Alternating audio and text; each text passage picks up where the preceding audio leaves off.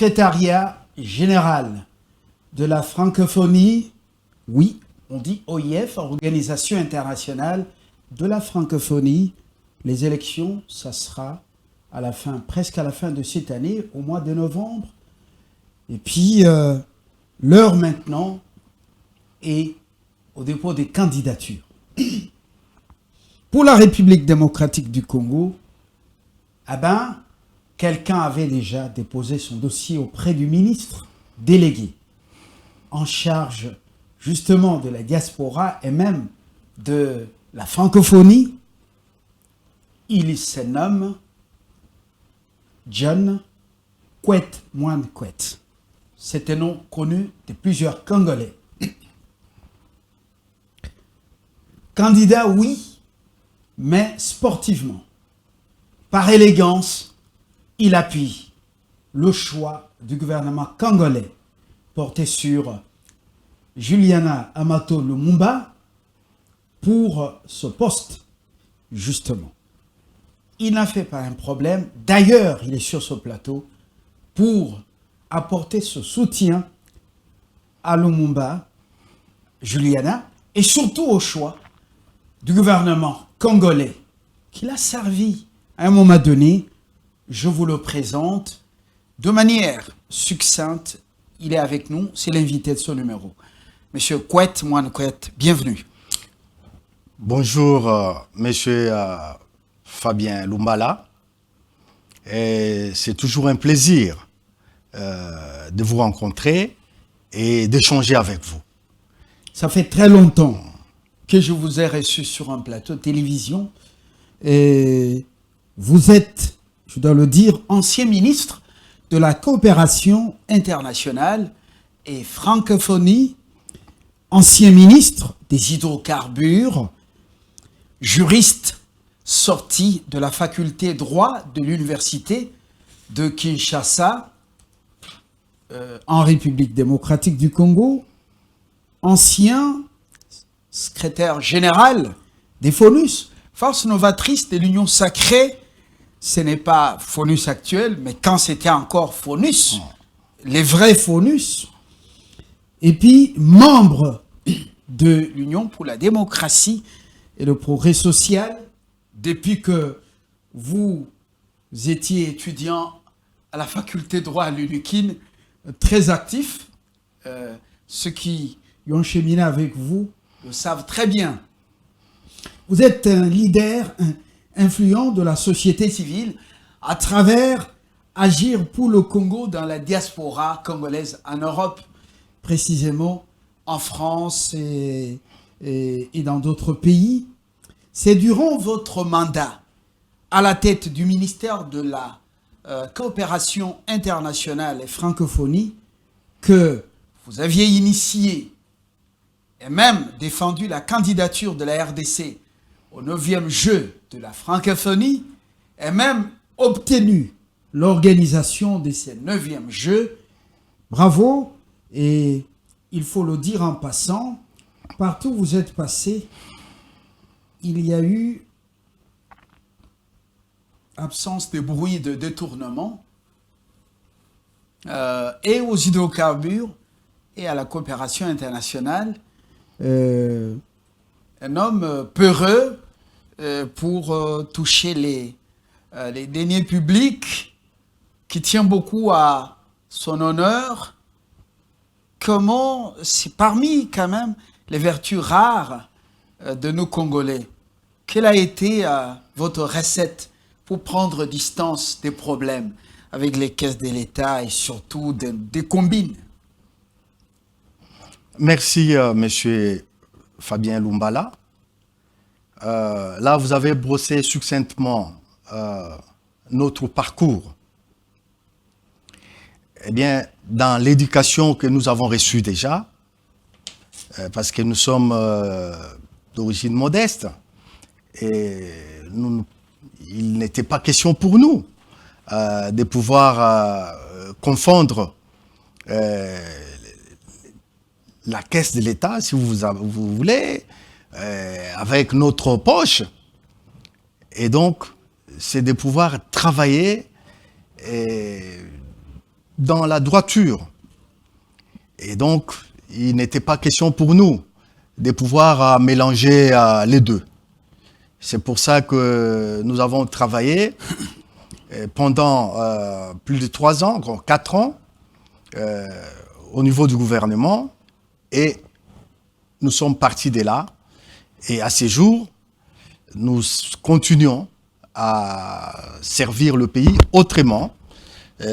Ça veut dire à soutenir ce qui est bien pour les pays.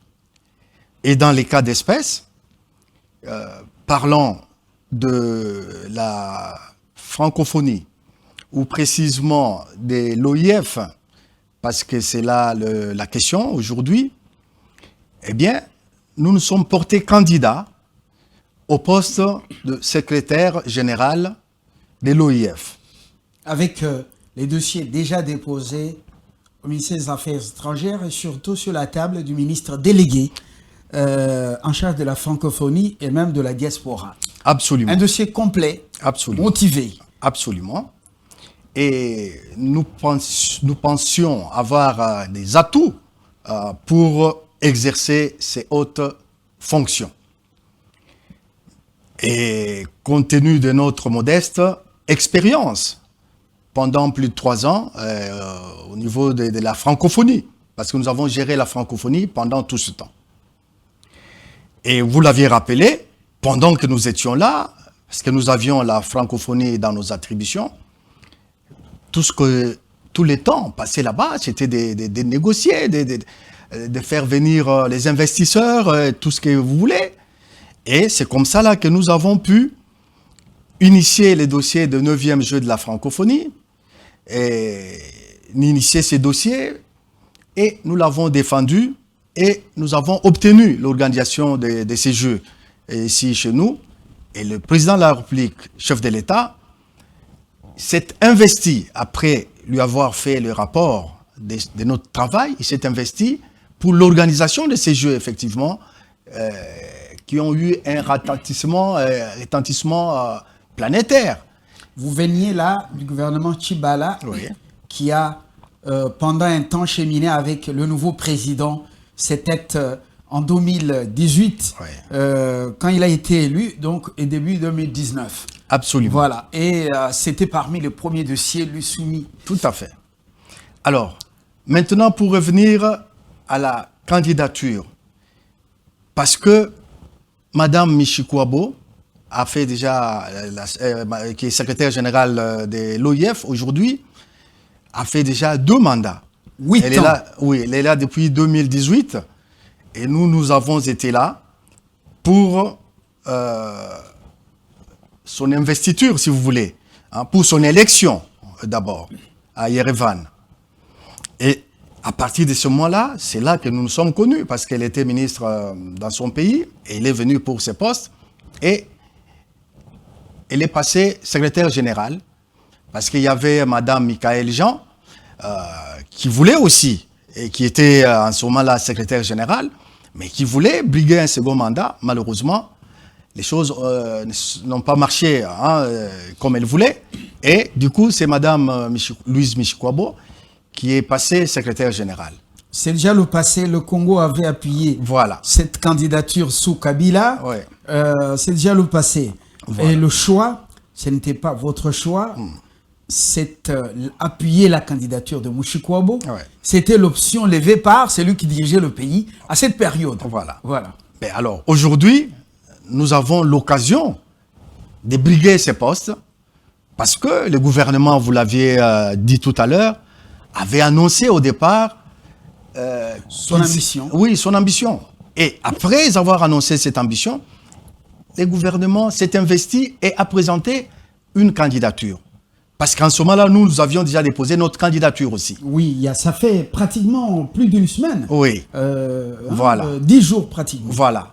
Mais les choses se sont passées autrement, parce que ce n'est pas notre nom qui a été avancé, mais c'est le nom de Madame Juliana Lumumba qui est avancé.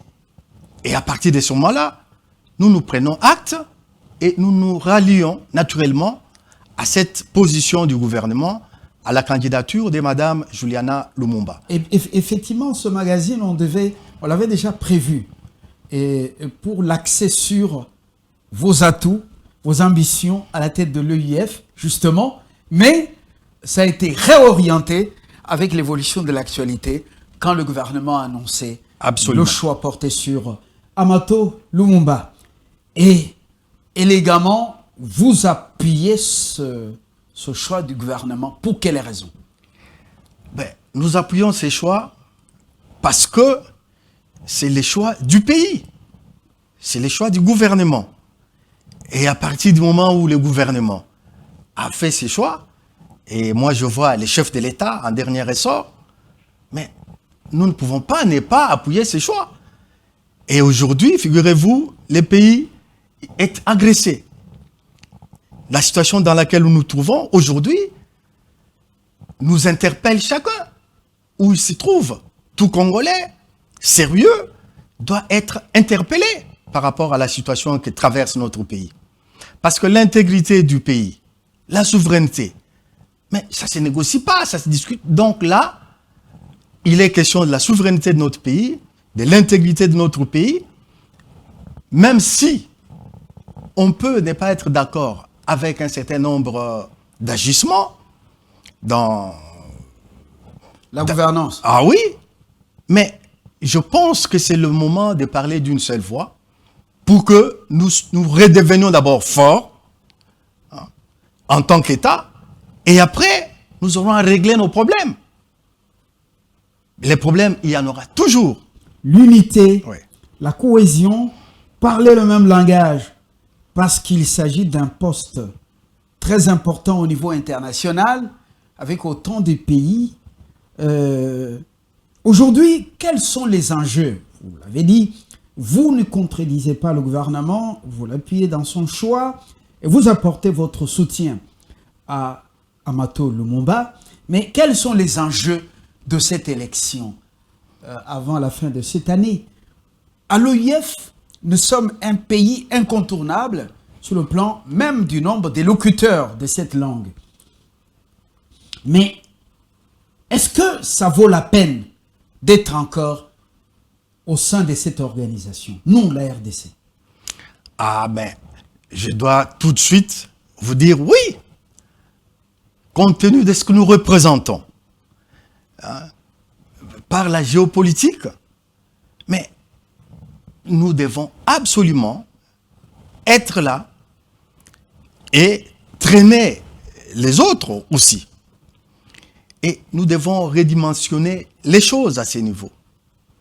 Et voilà pourquoi je pense que les rôles à jouer par le secrétaire général, c'est un rôle important parce que le secrétaire général, si vous voulez, c'est la clé de voûte de la francophonie comme institution à ces niveaux-là. C'est la clé de voûte et donc le secrétaire général a un rôle très important. Et pour diriger à ces niveaux-là, il faut l'appui des autres États. Et la RDC, compte tenu de sa position, dans ces cadres, compte beaucoup. Et je pense que ne pas être là dans la francophonie serait une grosse erreur.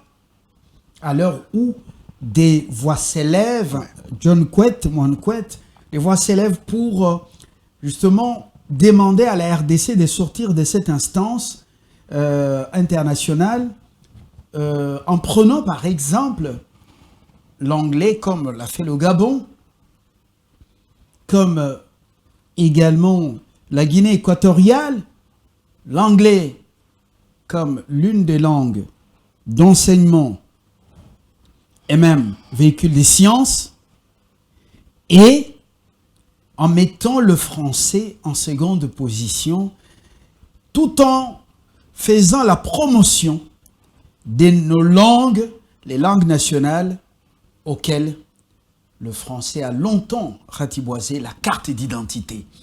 Alors, quelle est votre position par rapport à ces voix qui s'élèvent? Alors, c'est comme je viens de vous le dire, notre place c'est là, dans la francophonie, c'est là où nous devons jouer ces rôles-là pour redimensionner les choses. Et bien sûr que nous n'avons pas été bien servis pour des raisons diverses. Mais là, cette fois-ci, si nous-mêmes nous prenons la tête et nous allons influencer les autres, nous allons le ramener avec nous pour faire les choses, pour redynamiser déjà l'OIF, essayer de faire les choses autrement, en tenant compte de la solidarité dans l'organisation et surtout en tenant compte de ce que nous sommes, de ce que la RDC, comme pays de la francophonie, ou pays francophone. Alors, moi, je ne suis pas pour ceux qui pensent qu'il faille quitter la francophonie parce que, en fait, pour des raisons diverses. Moi, je ne suis pas de cet avis-là. Et voilà pourquoi je soutiens les chefs de l'État dans ce qu'il fait pour que la voix de la RDC puisse être audible, pour que nous soyons partout où on parle des problèmes stratégiques, géopolitiques. Donc, nous sommes visibles à travers le monde et je crois qu'il faut continuer, il faut poursuivre dans cette direction-là, en étant présent plutôt qu'en étant en dehors. La politique de la chaise vide, vous le dites, ne paye pas. Tshisekedi Tshilombo l'avait bien compris, raison pour laquelle il n'a pas fléchi face aux pressions qui lui demandaient qu'il puisse retirer le pays de l'OIF. Mais la France, dont l'OIF fait la promotion de la langue, cette France a appuyé le Rwanda, avait choisi le Rwanda, ou a beaucoup soutenu le Rwanda, justement sur le plan militaire, sur le plan de la coopération, et les multinationales françaises également ont beaucoup profité, ont beaucoup utilisé l'armée rwandaise, comme au Mozambique, comme en Ouganda. Justement, il y a d'autres secteurs qu'on ne peut pas aborder ici. Alors, la France a été hypocrite avec l'arrogance de son président Macron. Est-ce que, à ce stade, avant même les élections, vous pensez que les choses ont évolué? Le président Tshisekedi a fait 2 tours, a effectué 2 visites officielles à l'Élysée. Vous avez vu les accolades. Je ne suis pas très friand de ces accolades, même si diplomatiquement, ça dit quelque chose. Est-ce que les choses ont évolué avec Macron en ce moment pour que nous puissions dire que même si nous prenions le secrétariat général, nous allons amener l'OIF à condamner le Rwanda et à exiger le retrait de ses troupes? Ah ouais, ben je crois que les choses évoluent. Depuis quelque temps, les choses évoluent. Et Macron, sans doute, a compris cela. Je pense qu'il a compris cela parce que si nous sommes arrivés aujourd'hui, le gouvernement, j'entends, a présenté déjà notre candidature à ce niveau, je crois qu'il y a eu échange d'abord. Ils se sont parlé à leur niveau pour se mettre d'accord. Parce que sinon, on amènerait du désordre.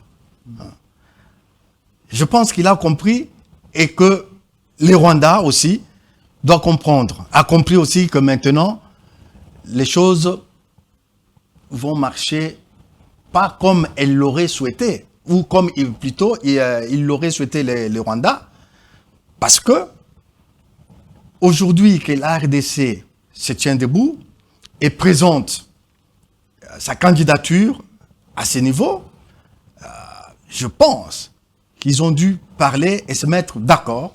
Et c'est pour ça qu'officiellement, le nom est avancé.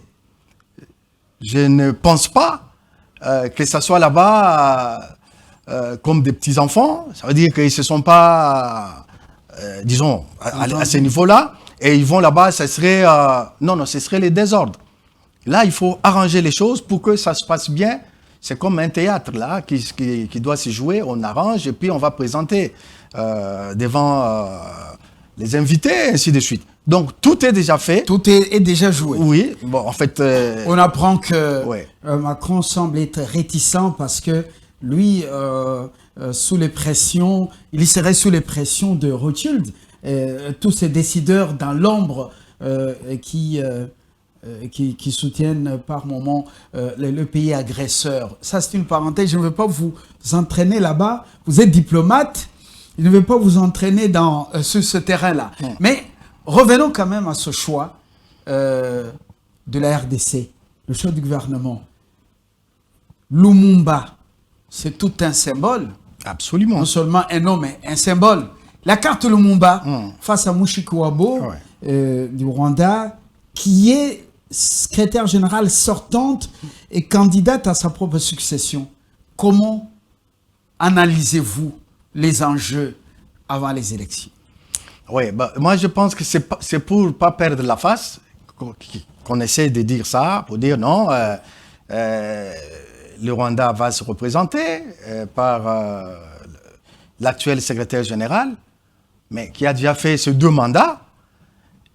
Et aujourd'hui, je pense que ça, en fait, de mon point de vue, je pense que ça appartient au passé. Maintenant que la RDC est debout et s'est prononcée, moi je crois que c'est, en fait, de mon point de vue, la page est tournée. Et maintenant, il faut compter avec la RDC et ça sera la RDC ou rien, de mon point de vue. Parce que bon, pourquoi on tergiverserait là maintenant?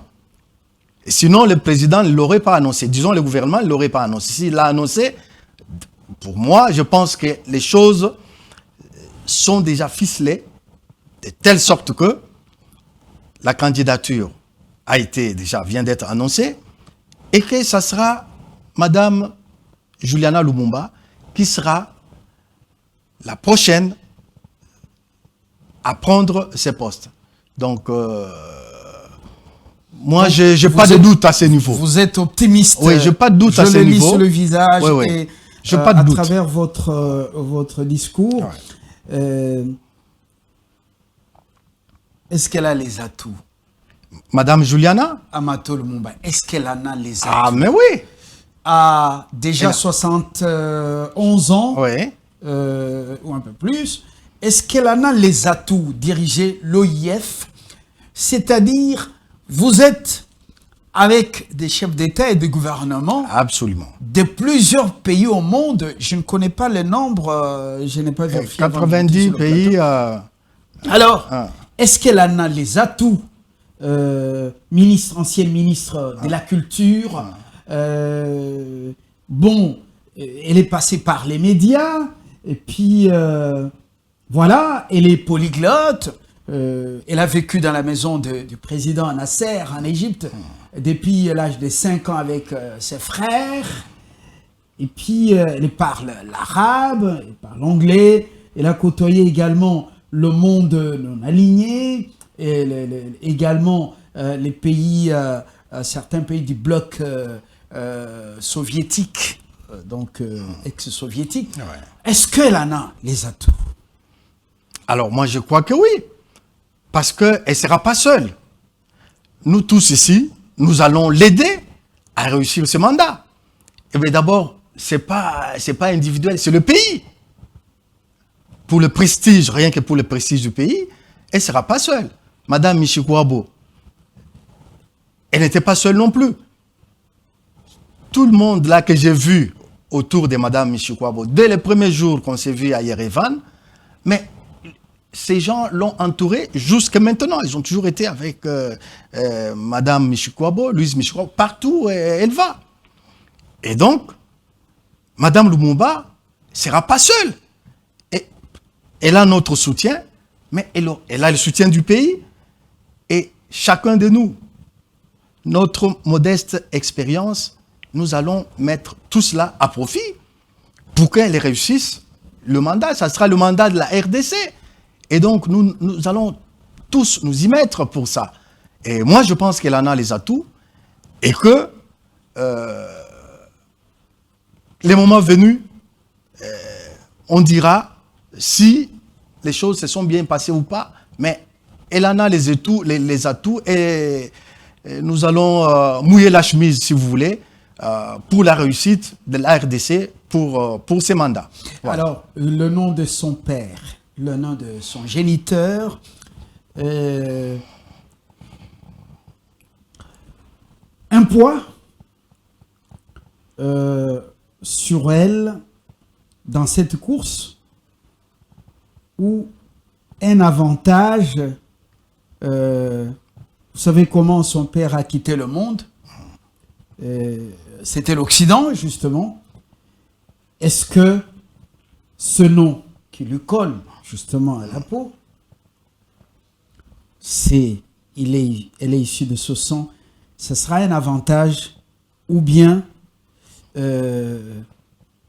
une sorte de sable dans les roues? Ah oui, mais mon cher Fabien, moi je pense que, de mon point de vue, c'est un avantage. Ça sera un avantage. Autre temps, autre mœurs. Lumumba est parti, il nous a quittés, mais nous savons aujourd'hui pourquoi. Nous le savons aujourd'hui. Et donc, à partir de là, je ne m'imagine pas que ça puisse être une sorte de grain de sable dans ce que Madame Juliana va faire comme, disons, va entreprendre. Au contraire, c'est un avantage. Le nom de son père, ça va servir et ça va l'interpeller à tout moment dans ce qu'elle aura à poser comme acte, tout ce qu'elle aura à faire pour le pays, pour l'Afrique. Et je pense que c'est un avantage. Voilà. Vous avez gardé votre pied sur le vieux continent. Ministre honoraire de la coopération internationale et francophonie, vous continuez à être consulté ou vous consultez dans les instances diplomatiques internationales. Nous sommes membres non permanents du Conseil de sécurité pour 2 ans. Nous sommes aux droits de l'homme à la Commission des droits de l'homme de l'ONU. Nous sommes à l'Union africaine, surtout au Conseil de sécurité, Conseil de paix et sécurité, pour un 2e mandat. Et maintenant, c'est l'OIF. Lorsque vous êtes dans ces instances, quel est le discours actuel par rapport à cette agression et par rapport à nos ambitions pour prendre la tête de l'OIF? Honnêtement, là, je voudrais bien qu'on quitte un peu les règles diplomatiques qui sont les vôtres, honnêtement. Oui, mais vous savez, mon cher Fabien, à ce niveau-là, on représente une institution, si vous voulez. On ne représente pas son pays. On ne va pas là-bas pour représenter son pays. On va parler au nom de l'OIF. Et donc, pas au nom du pays, évidemment. Vous venez de la RDC, mais vous n'allez pas là-bas pour la RDC, non. Ici, vous parlez OIF, il y a des règles à suivre là-bas. Donc, vous n'allez pas là-bas pour prendre position par rapport à votre pays. Vous n'êtes pas là comme ministre de votre pays, ministre des Affaires étrangères, par exemple, ou de la coopération. Non. Vous êtes secrétaire général. Et il faut être au-dessus de la mêlée. Les valeurs qui sont prônées là-bas, c'est la solidarité. Hein? Par exemple. Et solidarité, oui, mais tous ces gens n'ont pas été solidaires avec la RDC, Ouais. pendant les génocides qui sont en train de se commettre, pendant la guerre d'agression, on les a vus du bout des lèvres, condamner, exiger les cessez-le-feu, mais la vraie solidarité avec le peuple congolais, avec le gouvernement congolais, on ne l'a pas senti, John Kwet. Oui. Et là, je ne peux pas ne pas être d'accord avec vous. Oui. C'est les constats. Ça veut dire que le travail n'a pas été bien fait. Voyez-vous? Et là, on peut dire que le travail n'a pas été bien fait parce que on n'a pas été l'église au milieu du village. On n'a pas cherché à unir. Alors, c'est ce que je conseille aussi à Madame Juliana, qui pour moi va être là. Elle va prôner l'unité au niveau de la francophonie, bien entendu. Elle ne va pas là-bas pour parler la RDC, tout ça. Non, elle va parler la francophonie pour tous ces pays, la francophonie, pour orienter les choses autrement, pour qu'on parle effectivement des problèmes au niveau De l'espace francophone. de l'espace francophone. Qui en Et a les beaucoup. problèmes, il y en a. Là, il y a l'agression au Congo-Kinshasa. Il faut en parler. Aucune force même de Il faut en parler. l'UIF, Oui. même si on met l'accent sur la culture, Oui. ainsi de suite, Ouais. mais beaucoup d'hypocrisie. Bon, on sait que la diplomatie, il y a Oui. beaucoup d'hypocrisie. Et donc, il faudrait qu'elle puisse influencer, elle puisse jouer son rôle pour ramener les choses à ce niveau-là, pour qu'on en parle, qu'on dise clairement. Parce qu'aujourd'hui, par exemple, le président de la République, son Excellence Félix-Antoine Tshisekedi, il constitue un rempart aujourd'hui par rapport à la situation qu'il y a, la situation sécuritaire que nous vivons aujourd'hui. Et donc, maintenant que elle, Madame Juliana, sera au niveau de l'OIF, à ce niveau-là, elle va orienter les choses diplomatiquement, si vous voulez, pour que on parle de ce qui se passe au Congo, dans ce pays, grand pays francophone. Il faudrait qu'on en parle. Mais c'est pour ça qu'on doit être là.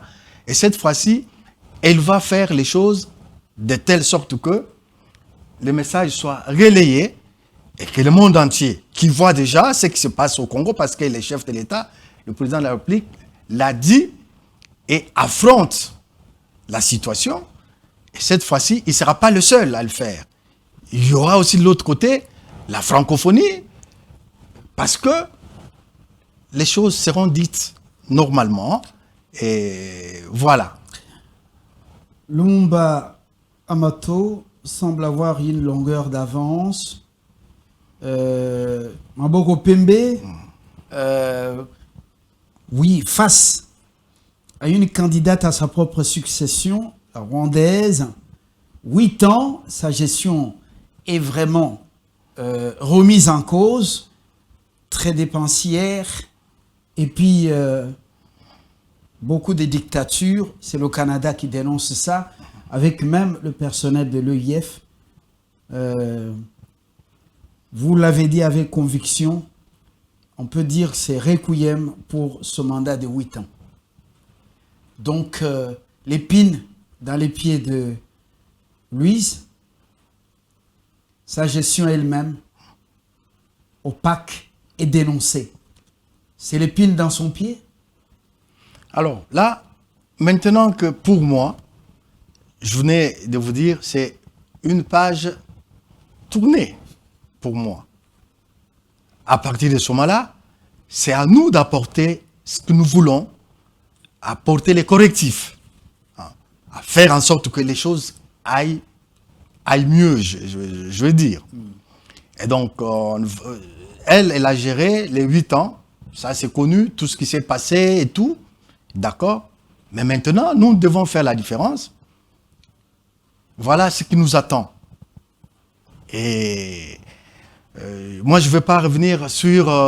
Comment elle a géré? Non, parce Alors, que c'est une page tournée déjà. Voilà, je crois que en diplomatie, vous ne voulez pas beaucoup vous donner des coups, parce que vous restez quand même dans toutes ces instances diplomatiques internationales. Maintenant, dans votre carapace des politiques, votre pays est agressé, depuis que vous avez quitté le gouvernement, Félix Tshilombo Tshisekedi fait face et le peuple à ce drame, à cette situation difficile.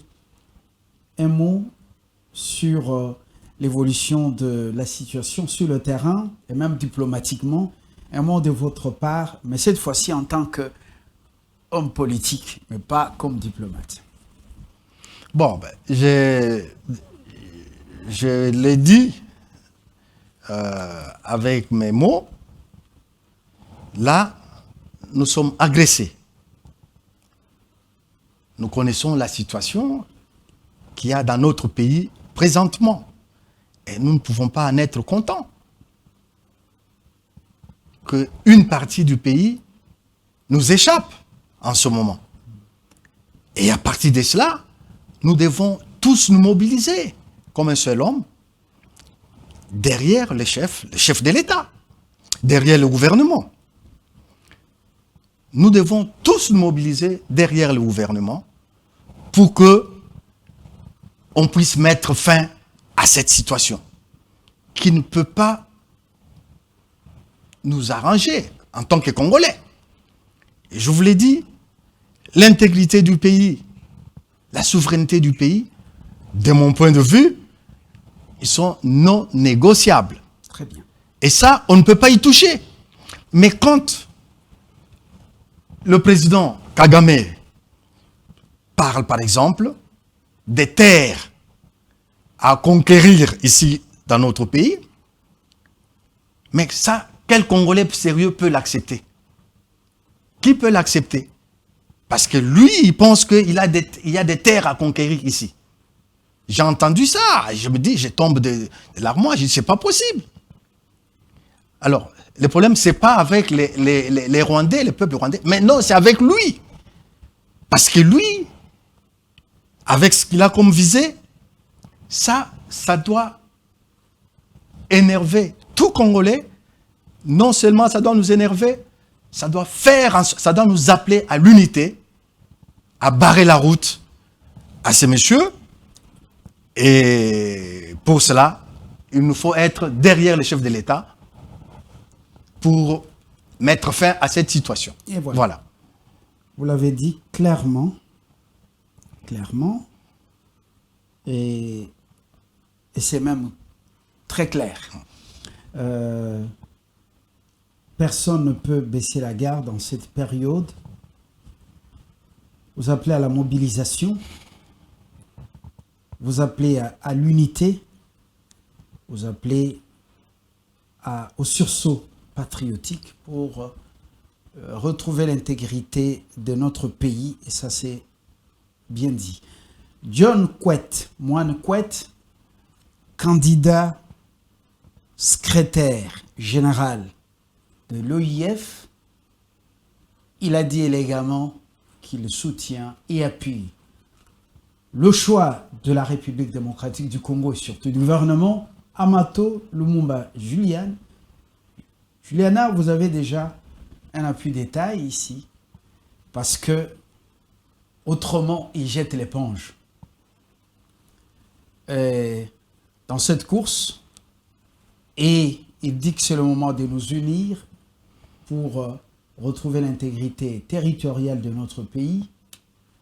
Le dialogue, il est dit non, pour l'instant, il faut que l'ennemi quitte le territoire national.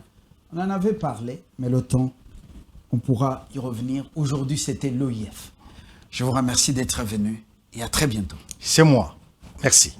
Au revoir. Et le prochain numéro, c'est avec un autre invité.